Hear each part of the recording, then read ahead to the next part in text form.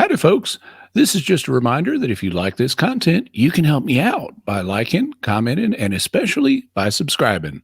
And be sure to hit the bell notification so you always get notified whenever I have a new video. Hope you enjoy this. Welcome back to Catholic Answers Live. I am Psyche, your host. If you're just joining us, we're at the conference. We're at the Catholic Answers Annual Apologetics Conference and having a great time. It's Ask Me Anything this hour. Jimmy Akin is our guest. You all know Jimmy Akin, senior apologist at Catholic Answers. And any of you have any idea what kind of world Jimmy Akin? That is correct, a mysterious world. Jimmy Akin's Mysterious World. You can find it at mysterious.fm. Tomorrow's Friday. What's dropping tomorrow, Jimmy? Tomorrow we're looking at the mystery of the Toynbee tiles, which is a set of tiles. A guy discovered them in the 1990s. They appear in hundreds of cities around the U.S. and even in a few foreign countries. And they say strange things like Toynbee idea, resurrect dead on planet Jupiter, and other things that are very interesting. So this gentleman and a group of associates went in search of trying to crack the mystery, who's behind them, what do they mean, and all that stuff, and we'll be letting you know the answers. Check it out. Each Friday morning you can get a new episode. What is it, about 350 now? Episodes? No, this is like 331. 331, so getting close. Of the numbered episode. Of Jimmy Akin's Mysterious World, mysterious.fm, or check it out on YouTube. All the questions are coming from in the room today, and we have a lineup. I made Tess wait last time. Tess is an old and good friend, and I'm very glad you're going first this hour, Tess. Go ahead with your... Tess is from San Diego. Go ahead, Tess, with your question. Can I hold it? Oh, sorry. Okay, some priests, to my observation and my experience, some priests are very sensitive to the noise that's going on while the Mass is going, like children being cranky, cell phone going on. And some priests, they really focus on the Mass, and they don't care whether the kids are crying or cell phone going on. But then what happens when the celebrant had an emergency like collapse? What happens to the Mass, and do I have an obligation? Being a Catholic, what is my obligation besides calling 911? On top of calling 911, what is my obligation being a Catholic to be actively participating what must go on, because it's a middle of the Mass, especially when the priest is raising the Holy Eucharist and then he collapses. So what happens? All right, Jimmy? Okay, well, let's deal with the part of the question that I'm sure of, and then I'll get some clarification if needed. So before the current Order of Mass was released in 1979, there was a document that was standardly released. It was called Defectibus, was the short form, which means on defects. And the full title was like On Defects Occurring in the Celebration of the Mass. And it dealt with a whole bunch of scenarios, just like the one you mentioned. And it indicated what should happen. Now, for some reason, they didn't issue a new version of De Defectibus when they released the new Rite of Mass, but I think the principles in it are still sound. And so I would apply the same principles you find in De Defectibus. Basically, if a priest collapses and is unable to finish Mass, what happens is meant to be affected by what part of the Mass he collapses during. If he collapses before the consecration, then the Mass can simply be terminated. And in that case, if it was a Sunday Mass, you wouldn't need to go to another Mass. You'd be welcome to, but you showed up for a Mass, and so you wouldn't have an ongoing Sunday obligation because you did your part. On the other hand, suppose he collapses after the consecration of both elements. In that case, it is possible for his medical needs obviously to be taken care of, assuming he's still alive.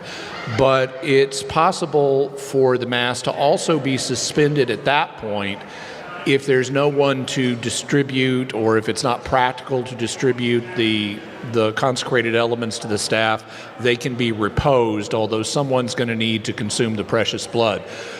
For practical purposes, what's likely to happen is there will be a temporary suspension of the Mass while the priest's medical needs are dealt with, and he may be taken to the hospital or something like that, and then assistants like the deacons or the extraordinary ministers of Holy Communion can distribute the elements afterwards, although that's not strictly necessary.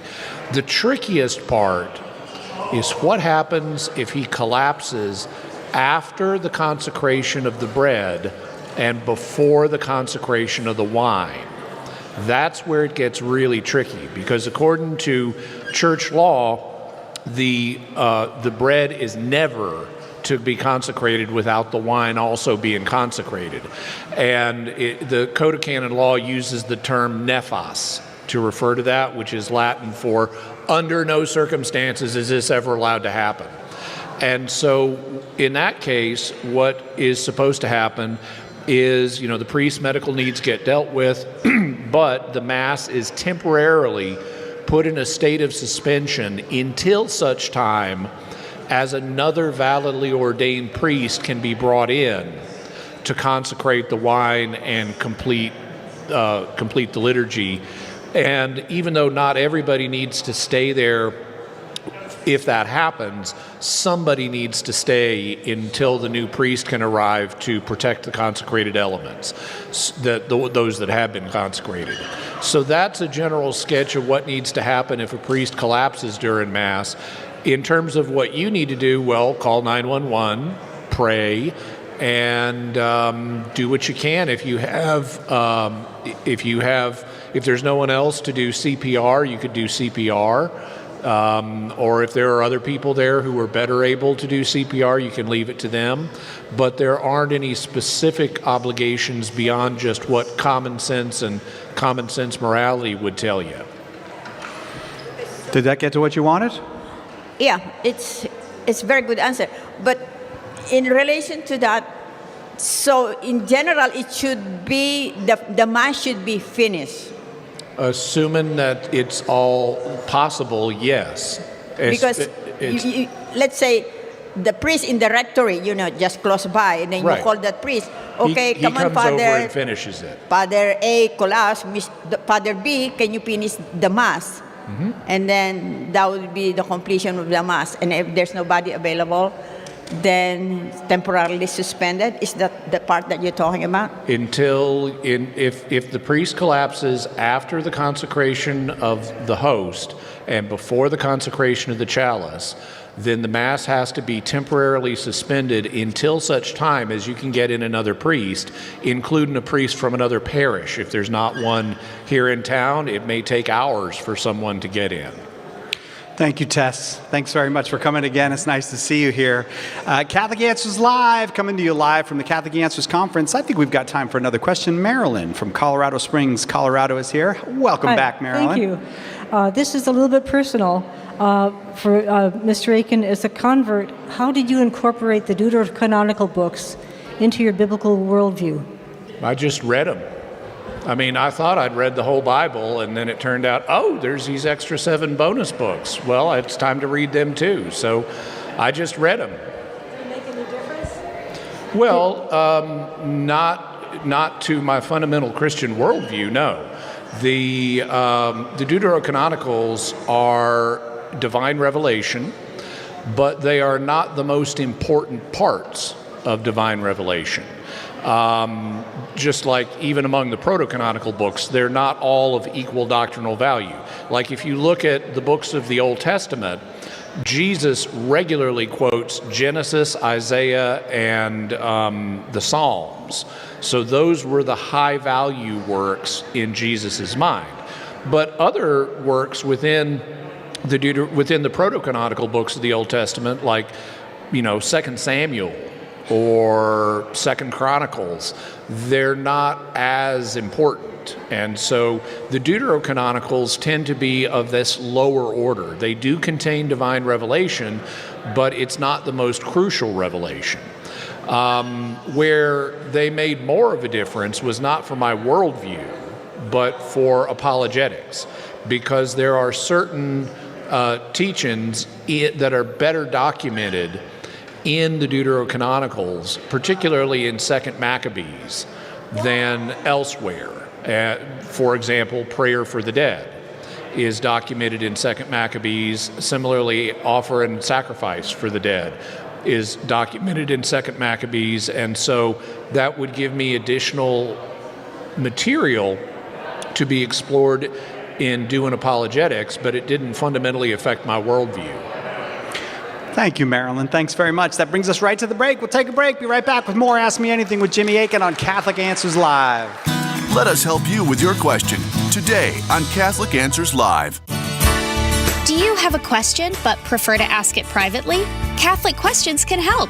Go to CatholicQuestions.com to ask your question online, email us, drop us a letter, or give us a call. Longtime Catholic Answers Live apologist and author Jim Blackburn or another Catholic Questions apologist will be happy to assist you. Catholic Questions proudly supports Catholic Answers Live, so visit us at CatholicQuestions.com today. That's CatholicQuestions.com. EWTN offers listeners and viewers the daily readings to enable you to accompany the Mass of the day. Our Catholic daily readings include the readings of the day, along with online videos. It's a great resource for all who desire to live a life of faith that is pleasing to our Lord. Visit EWTN.com and click Catholicism. EWTN, the Global Catholic Network.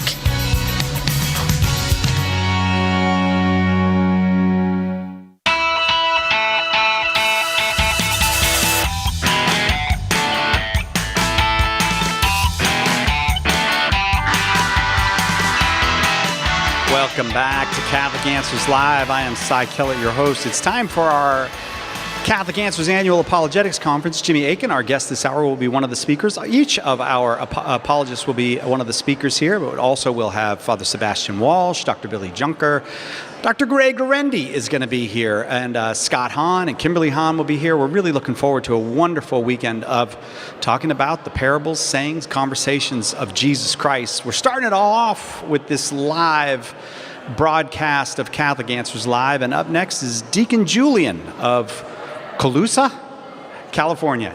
Deacon, welcome. Yeah, thanks for having us. My question is a technical question, and it is, why did the Vatican change or eliminate both in the liturgy, both in the Mass and Liturgy of the Hours, for example, closing prayers or collects, where it used to say things like "One God forever and ever, Amen." Take out the one. I've asked several priests, even bishops, haven't gotten an answer. So I want to make sure, I had a little trouble hearing you. Why did the Vatican remove the word one in the phrase "one God forever and ever" in the liturgies? Correct.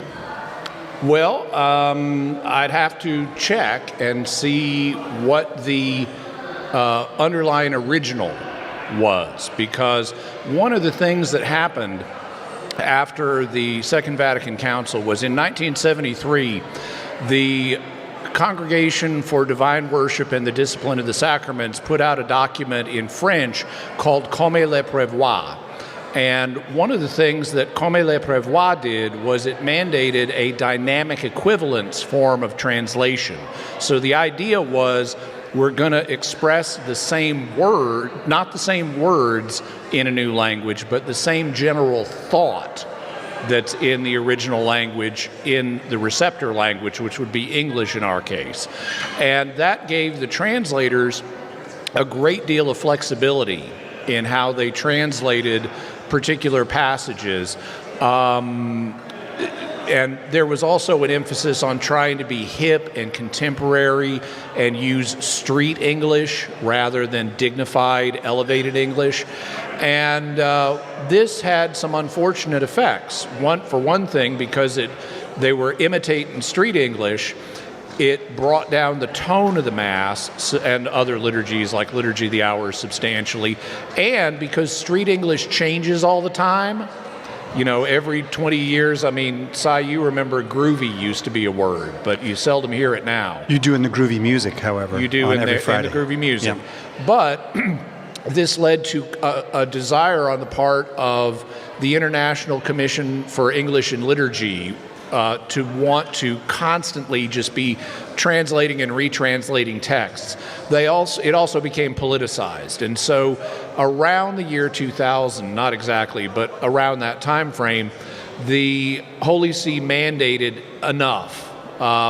We're going back to a formal equivalence style of translation, and it's going to be elevated. We're going to follow, we're not going to imitate street English. We're going to do more elevated English, and we're going to not have constant new translations. We're going to let the translations be passed down from one generation to another. And when they did that, they also had to replace all of the existing translators, basically. But when they did that, it resulted in a lot of shifts in how particular phrases got rendered. Now, they tried to leave the most common prayers, particularly those said by the laity, they tried to leave those mostly alone because people were used to them. But whenever there is a shift between what you were hearing in a liturgical text that was issued between 1969 and about the year 2010 and what you hear now, it's frequently because of that shift in translation. Having said that, I'd have to look in the original Latin to see what was exactly there. But my guess, without having the ability to do research on the spot, is it may be due to a shift in translation philosophy. Thank you, Deacon. Thanks very much. Glad you're here. Ask Me Anything, Jimmy Aiken. Our guest up next, Fred from Washington, West Virginia. Welcome, Fred. Thank you. Pleasure to be here. I've always been curious when the Bible talks about stories where Jesus and the disciples traveled from here to there, how they sustained themselves. What did they eat? Did they stay in inns overnight, or how?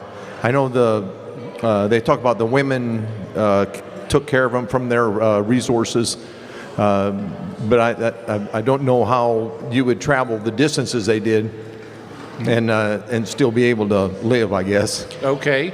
Well, basically, they would send out foraging parties, and so Jesus would direct some of the disciples to go out and raid local farms to get the supplies they needed, and then bring them back to their headquarters, and then they'd feast them. Now, if the disciples were behaving ethically, they would also try to compensate the locals for the supplies they were taking from them. But in some cases, maybe with Judas, they didn't always get the compensation. Oh, wait, no. I'm sorry, that's the American Civil War.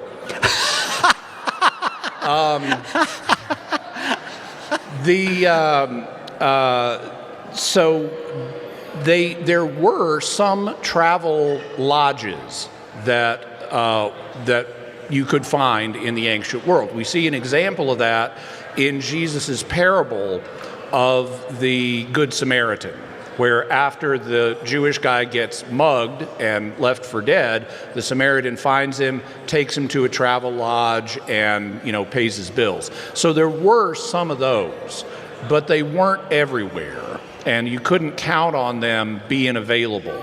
Now, you could count on hospitality, because one of the things about the ancient Near East was it was a precarious environment. And so in precarious environments where people need to travel for, all kinds of different purposes, but where there's not a Motel 6, every few miles, anybody can end up in a situation where they need support in order to get through the night.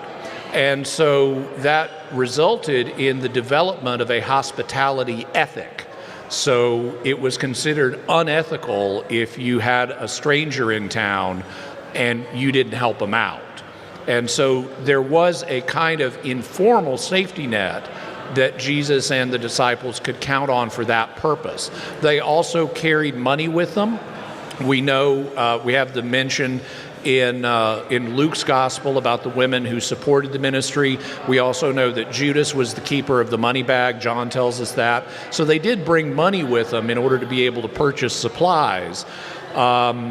and they could, count on some degree of hospitality if they were in a town that didn't have a travel lodge available. They might stay in a travel lodge if there was one, or they would stay in private homes. That's something we see Jesus talking about when he sends out both the 12 and later the 72. He says, when you enter a town, if there's a man of peace there, enter that house, and don't go from house to house, but stay there until you're done. And so they would often be received into private homes as part of the hospitality ethic that existed in ancient Israel.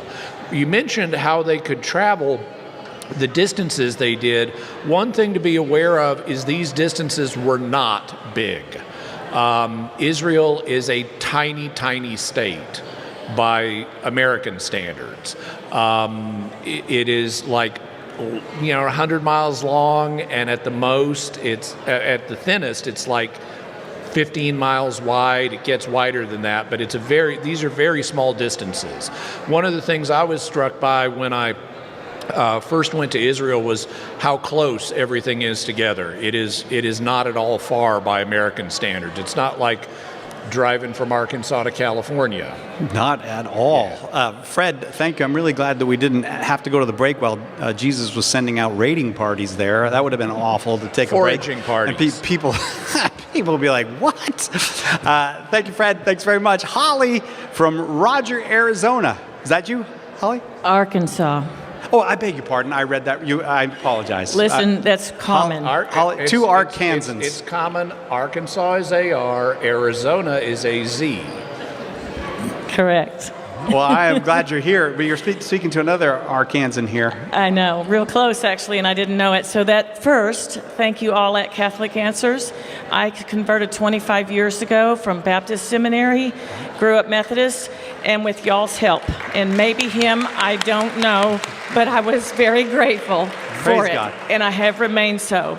I am the only Catholic in my evangelical family. I'm friends in the Bible Belt. I am the only one. I got 45 first cousins. I am the only one in our dance class, in our, friends. Everywhere I go, I am confronted and around Protestants. I have resorted lately to going, how do we be one? And I'm saying, people, go to both churches, because everybody thinks it's a denomination and they can't become Catholic, and there's all kinds of problems with it. So I say, okay, go to the Catholic Church, take the body and blood of Jesus, and go with your friends and do that Bible study thing that you do, because it's just music. It's just a Bible study. It's just good preaching, whatever. But go to the Catholic Church. So I go on Saturday night sometimes, and then Sunday morning I can go anywhere I want, trying to make, say, hey, I went to your church. How are you? Just trying to reach out. I'm asking, Is that wrong? Because I have been told by one priest only, do not ever go to another church. And I'm asking because I'm trying to reach people. Okay, I need to ask a clarifying question, because you said you were exhorting people to go to the Catholic Church and receive the body and blood of Christ. Are the people you're exhorting to do that Catholics? No. Okay. They're Protestants, everybody I know. Okay, so you don't want to encourage, under ordinary circumstances, you don't want to encourage Protestant Christians to receive the Eucharist in the Catholic Church. There are limited circumstances in which they're allowed to receive the Eucharist, but they're ordinarily for Protestant Christians as opposed to Eastern Orthodox Christians. But for Protestant Christians, there ordinarily needs to be some extreme circumstances, like danger of death being one of them. They also need to share the church's faith. So I would encourage them to come to the Catholic Church and participate in the worship, but if they're not Catholic, they ordinarily should not be receiving communion. In terms of what you're doing, of going to a Catholic Mass to fulfill your Sunday obligation and then going elsewhere as an evangelistic effort, you're fully welcome to do that. The church acknowledges the legitimacy of going to other Christian churches and learning about their worship and participating to the degree that it is reasonable with them. You might want to look at there's a document called the Principles and Guidelines on Ecumenism that talks about common prayer and education about learning each other's worship services and things like that. It's put out by the Dicastery for the Promotion of Christian Unity. And there used to be one called Principles and Norms of Ecumenism, but the newer one, but you want to look at the newest version of that. My clarification would be that some of them are maybe fallen away Catholics, and they're going to Protestant churches, and then it's like, I know, I agree. I don't want them to come and take Catholic Mass, but they think we're crazy. And it's like, so in order to get over that denominational problem, I'm saying, well, just come. And yes, I agree, don't take the Eucharist. We're going to the break, but I just want to say, if they're former Catholics, then of course they're welcome to receive the Eucharist. They may need to go to confession first, though. Holly, thank you so much. Got to take a break. Right back with more Ask Me Anything with Jimmy Akin on Catholic Answers Live.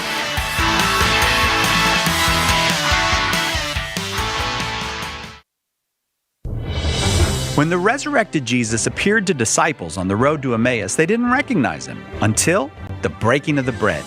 The same is true today. In the Holy Eucharist, we really meet Jesus. In The Eucharist is Really Jesus, author Joe Heschmeyer explains how knowing Jesus in the Eucharist is the key to understanding all of Christian faith. Order your copy of The Eucharist is Really Jesus today at shop.catholic.com or get it at a good Catholic bookstore. Our Lord needs articulate defenders of the truth to spread the joy of the Catholic faith. Catholic Answers monthly giving club, Society 315, helps you fulfill the call in 1 Peter 3:15 to always be prepared to make a defense for the hope that is in you. For as little as $10 a month, you'll help Catholics grow in faith, bring lapsed Catholics home, and lead non-Catholics to the truth. Go to casociety315.com and join today. We hope that one of the things that we communicate here at Catholic Answers Live is that our Catholic faith allows us to be fully serious about all the problems we encounter in the church and in the world, but it also lets us have light hearts and maybe even mix in a bit of fun, and that is exactly what our good friend Joe Heschmeyer does in his popular podcast, Shameless Popery. You should check it out at shamelessjoe.com. Joe's got a deep grasp of the faith, morals, the teachings of the church, all that, but he's also got a witty conversational style. He entertains and he informs, but you will leave equipped to better answer the most common challenges, misconceptions, and questions about the Catholic faith. He's got insightful guests, he does on-air debates, and he takes a close look into all the things that you want to know about as a Catholic living today. You'll walk away knowledgeable and filled with joy. Look for Joe on his YouTube channel. Check him out at shamelessjoe.com or wherever you get your podcasts. And if you like what you hear, become a patron.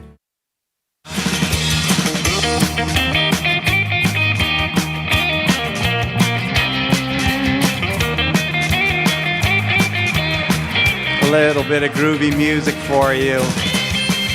Yeah, Jimmy is doing more Friday shows, so we're having the groovy music on Fridays now, but there's a little bit of Thursday groovy music for you. It seems to follow Jimmy around. I believe the groovy music follows Jimmy around. It's Ask Me Anything. By request.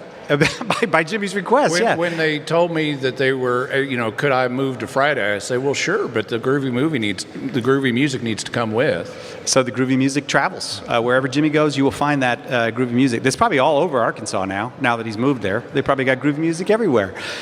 You're welcome to ask your question as long as you're here in this room. We are at the Catholic Answers Annual Conference, and lots of folks are lined up with questions for Jimmy. So back to the questions we go. Andrea from Boise, Idaho. Right. Very nice to see you, Andrea. Hi, everybody. Hi, Cy. Hi. Hi, Jimmy. Howdy. I love your show. I enjoy EWTN very much. I'm asking a question about John 6, the Bread of Life discourse.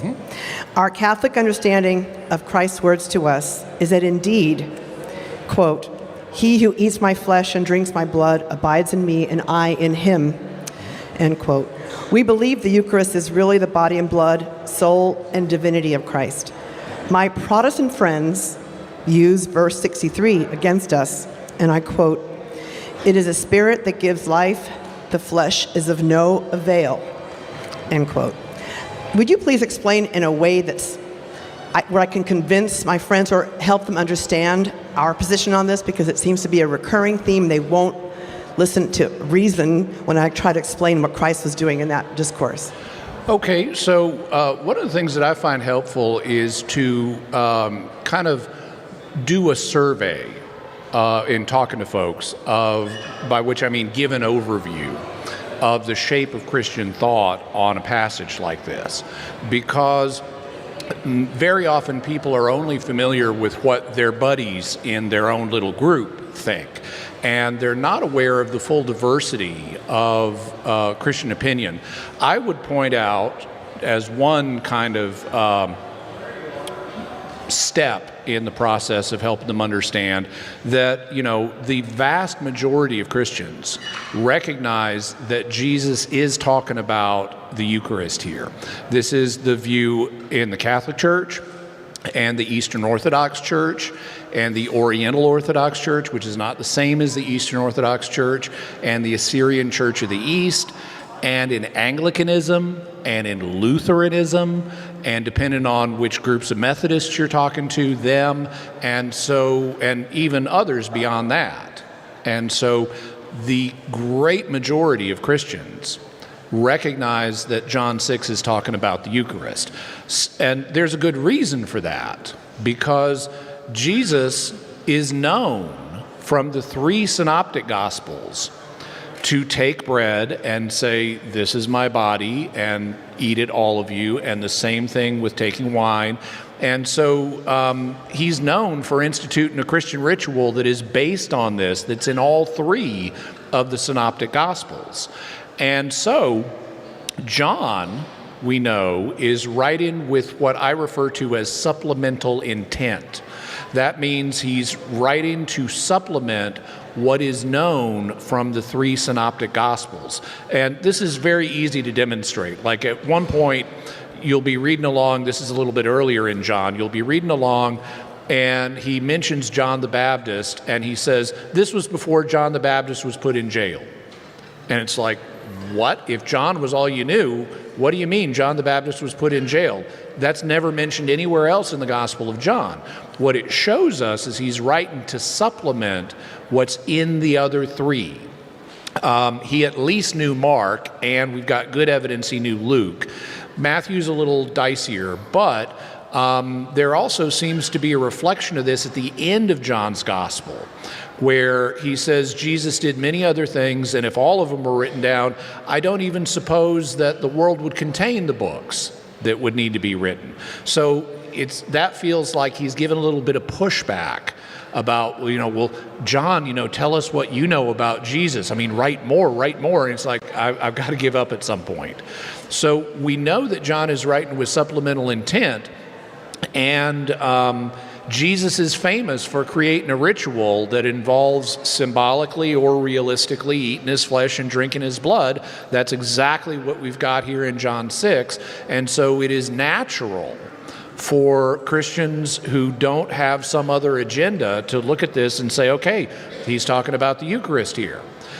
That leaves us with the issue of how do we deal with the particular verse you mentioned about the Spirit gives life, the flesh profits nothing. Well, there are a couple of ways of dealing with that. One of them is by going through John 6 and noting that, and I won't do this at the moment because I've written about it and so forth, and it's on Catholic.com, but basically do the normal exegetical stuff to show that he is talking about the real presence here. But specifically on that verse, the first thing I would say is if the flesh profits nothing, then Jesus died for nothing, because he sacrificed his flesh on the cross for us. And he's talking here, about eat my flesh, drink my blood. If he's saying my flesh profits nothing, then he died for no reason. And that's clearly not what he's saying. So he must be using the word flesh in a different sense. So let's look around the Gospel of John and see, do we find the word flesh being used in a different sense? Yes, we do. If you look a couple of chapters later, Jesus is talking to his critics and saying, you judge according to the flesh. So that means from a human perspective that can't accept the divine and the miraculous. But this, bringing it back to John 6, the Spirit gives life. So the flesh, the human perspective that's closed off to divine miracles, at least ones right in your own presence, that's not going to profit you. But if you're open to the Spirit, then you can accept Jesus' words for meaning what they say. So that's a basic look at how I would deal with it in outline form. Andrea, thank you very much. Kim is next, also from Boise, Idaho. Kim? Boy, you got the sun right in your eyes, don't you? Well, good luck with this, Kim. Go ahead with your question. Thank you. Recently, the Holy Father said that all religions are pathways to reach God. Nope. How should Catholics understand this? Well, he didn't actually say that. He said all religions are paths to God. He did not say to reach God. And that's the version that you just quoted is actually better than some, including the translator. Now, he said this in Singapore, and he speaks Italian and Spanish. He doesn't speak the local languages. What they had was a translator next to him who was translating it into English, English being one of the languages in Singapore. And I was watching the video footage of this, and I'm listening to the English translator botch the translation. Instead of saying what I could literally hear the Pope saying in Italian, that all religions are paths to God, he's like saying ways of arriving at God, and that is not the same thing. So a path is a way by which you approach something, but it doesn't guarantee that you're going to arrive at the destination or that you're going to arrive at a perfect understanding of God if you're approaching from a different path. What we know, and I've actually commented on this in a couple of different places, if you go to my YouTube channel, youtube.com/Jimmy Akin, I've got a whole big interview on this where I walk through it sentence by sentence. But basically, you need to frame it in terms of what we know about Pope Francis. We know he's very big on evangelization. So you shouldn't read this as a denial of the need for evangelization or a denial of the gospel of Jesus Christ. Also, you got to read it in context. When you read the sentence that sets up this discussion, he says to the young people who are an interreligious group, he says, I want to compliment y'all on your courage in pursuing interreligious dialogue. So that's the subject. The subject is not an abstract statement about religions in general, it's how to conduct interreligious dialogue. He then says, now what happens if you get into a big fight as you're having interreligious dialogue? And, he elicits an answer, and the young people, one of them says, destruction. That's where fights lead. And he's like, right. So when you're doing interreligious dialogue, you don't want to be getting into fights about my God is better than your God and stuff like that. All religions are paths to God. That's true. They all are ways that people seek the divine. He then goes on to note that there is ultimately only one God. And so all these different religions are striving after that one God. They aren't all going to have the right view of God. They're going to have a mixture of other ideas. But that's fundamentally what he's talking about. He's not saying all religions are equal or that they all have a correct understanding of God. He's saying that as part of interreligious dialogue, you need to not fight. You need to recognize that all religions are paths by which people seek God, and ultimately there is only one God that we're all seeking. Kim, got to leave it there because it's break time. Thank you very much for coming from Boise and for the question. We'll take a quick break and be right back with more Ask Me Anything with Jimmy Akin on Catholic Answers Live. Hang on. Catholic Answers Live will return in a moment.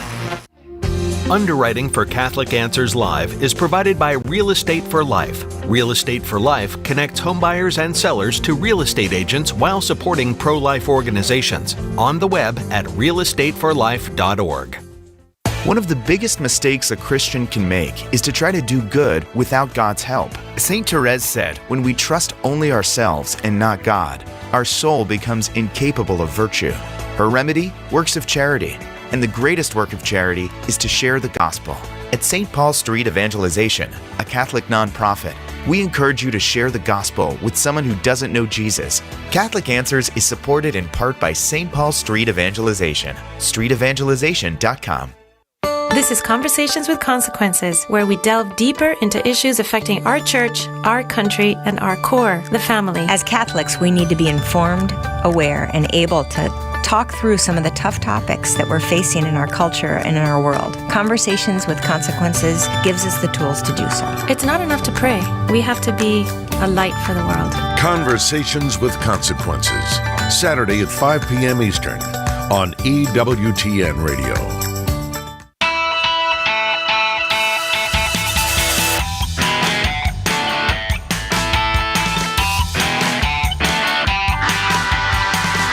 Catholic Answers Live. We're coming to you live from the Catholic Answers annual conference.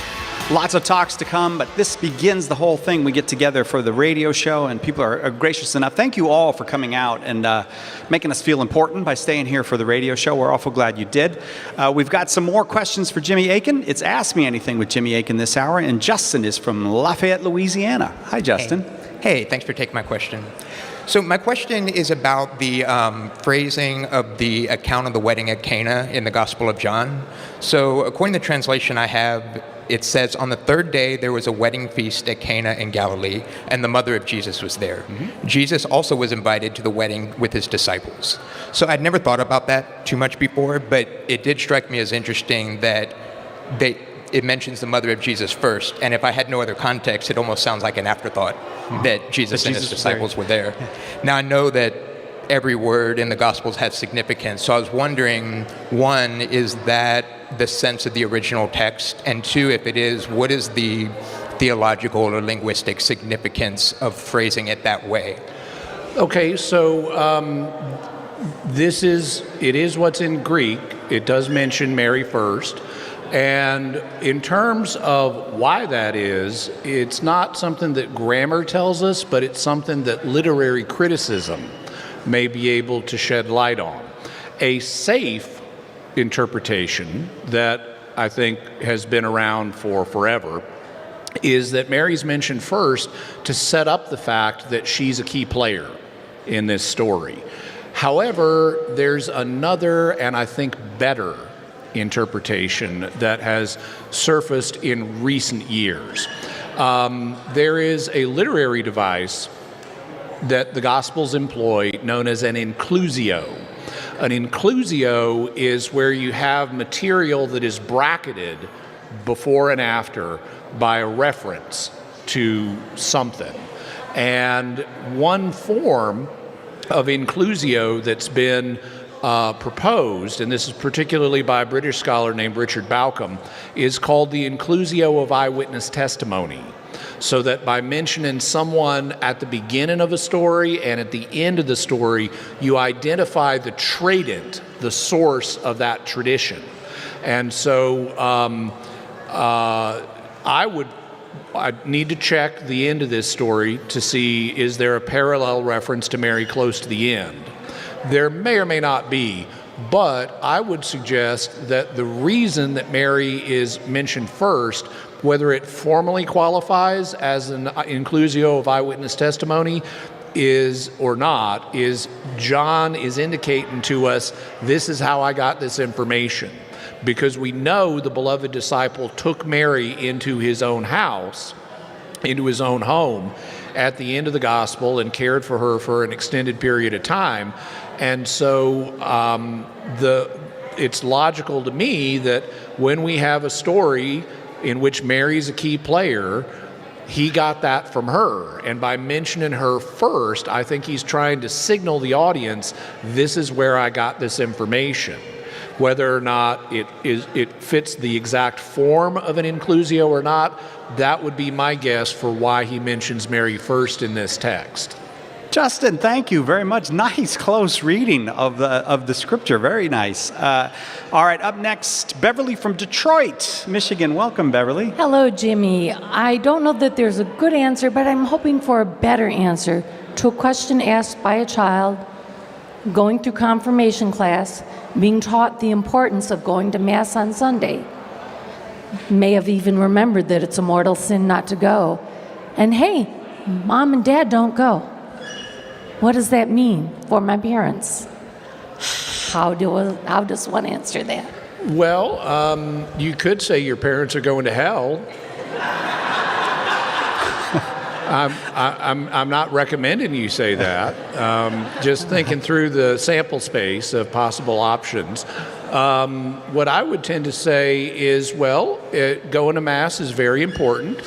And there are times in some people's lives where they don't realize how important it is. But it is important. And what this does is it creates an occasion for you to help your parents. You know, normally, children are dependent on their parents help them a lot, but they don't so often have the opportunity to help their parents, especially with big important things. So this is an opportunity for you to encourage your parents to come to Mass and to bring you to Mass. Now, they may or may not do that, and it's not your fault if they don't, but this is important to do, and because it's important to do, you can help your parents do something really important by encouraging them to come to Mass, and of course praying for them and, you know, being kind to them and so forth. But that's how I would tend to approach it. Thank you, Beverly. And did you say you're a catechist? My husband, I asked on his behalf. Well, God bless him. We really appreciate that. Thank you, husband, for the work as a catechist. Veronica is from Portland, Oregon. Veronica, welcome back. Go ahead with your question. Hi. My question is actually a question for my friend. She asked me to ask this. She's been reading about the visions that many mystics or saints have, and she's wondering how much do we believe the images that they see, how much are they real, and how much are they coming from God, and how much are actually the psyche or the image, the brain of the someone who's seeing them is involved in those images so that they understand something supernatural. Mm-hmm. Okay, so the answer is going to depend on which mystic or visionary you're talking about. There is a whole spectrum of different levels of quality in reported mystical visions. Some of them are demonic deceptions. Some of them are conscious frauds. Some of them are unconscious frauds, just someone's imagination. Then we get to the ones that where God is. Some of them are genuinely supernatural, where God's acting in them. But there's this whole spectrum. So what I'm going to do, I'm not going to worry about the ones that are not coming from God. I'm going to talk about the ones that are genuinely supernatural. Even in those, there is an admixture of the seer's consciousness. An example that I often point out comes from Pope Benedict XIV. When he was still Cardinal Prospero Lambertini, he worked at what would later be the Dicastery for the Causes of Saints, and he wrote the definitive work on evaluating various factors related to saint canonization.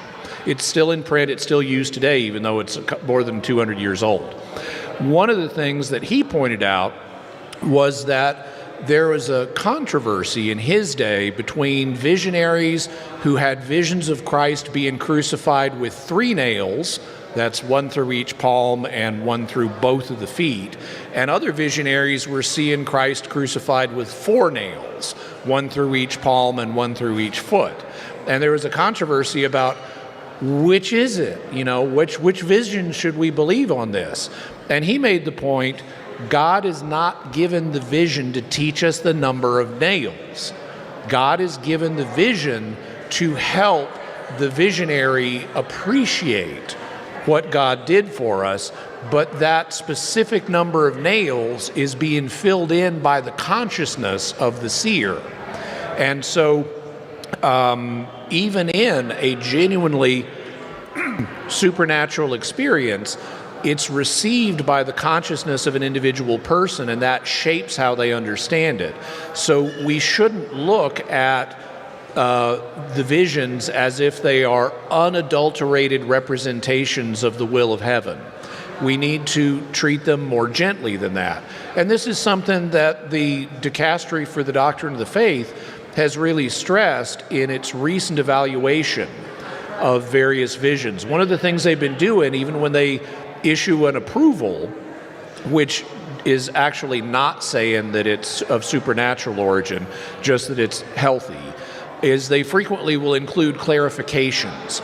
Like if you look at the recent document they issued on Medjugorje, they said, okay, people could have a healthy devotion to this, but there are certain clarifications, because there were some things that were, they said, were admixtures of the seer's consciousnesses that the faithful need to be aware of and not take too seriously.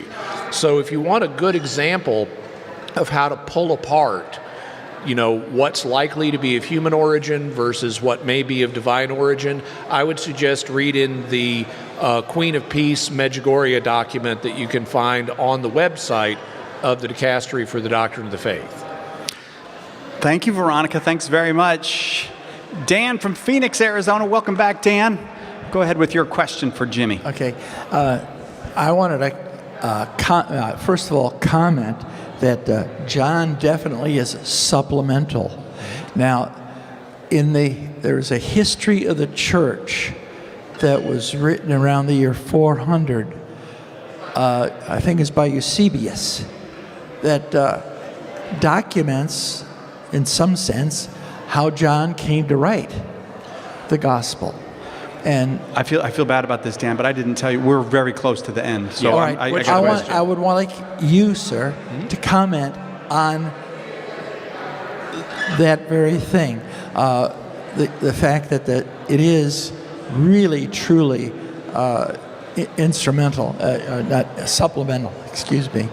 Well, I'm convinced that John has supplemental intent in when he writes. There is a very good essay on this by the British scholar Richard Bauckham called John for Readers of Mark. It's in a book called The Gospels for All Christians, if I recall correctly. And what he does is he shows how the outline of John's gospel intersects with the Gospel of Mark's outline. So the two of them are meant to go together. I expanded that work on my own website, jimmyakin.com. I point out some additional interlocking that Bauckham did not discover. And so I think it's very clear that John is consciously writing to supplement at least Mark and Luke. I'm less convinced of Matthew, although there is a book out there called John's Use of Matthew, where someone argues that he used Matthew. I just think the case is weaker for Matthew. But supplemental intent is something that John definitely has, and we need to take that into consideration when we read John in connection with the Synoptic Gospels. It's not that he doesn't know about stuff that's in the Synoptics. He's deliberately leaving it out because books were fantastically expensive in his day. A single copy of the Gospel of Matthew would cost more than $2,200, the equivalent. So there was enormous price pressure to keep your books less than the length of a standard scroll, and therefore John has to leave out material that's in the Synoptic Gospels if he wants to supplement it with new material that's not recorded in them. And Dan, thank you very much. We won't be able to follow up because the music is about to start. We are right on the verge of the music playing. Jimmy Akin, pretty good, huh? You like the work Jimmy Akin does? He'll be here all weekend.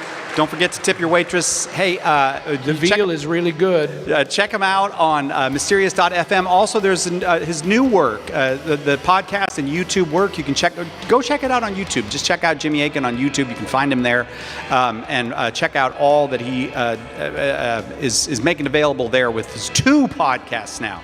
2 podcasts from Jimmy Akin. That will do it for us. I'm sorry we didn't get to Luz, but she came all the way from Singapore.